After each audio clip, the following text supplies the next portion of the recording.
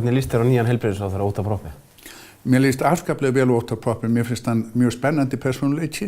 Mér finnst hann mjög interessant, þessi stjórnmálamaður sem stendur klofuga milli stjórnmálana og svona heavy metal sko, tónlistar. Mér finnst að sko, þetta geti passað inn í handrit að hans er skemmtilegri bíómynd. Mér finnst líka gaman að hlusta á Óttar Proppé tala.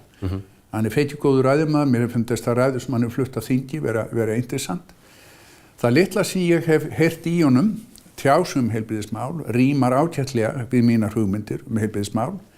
Ég vona heitt og innilega að hann beri til þess gæfu að fallast ekki á að það verði opnað einkasjúkrahús upp í Ármúla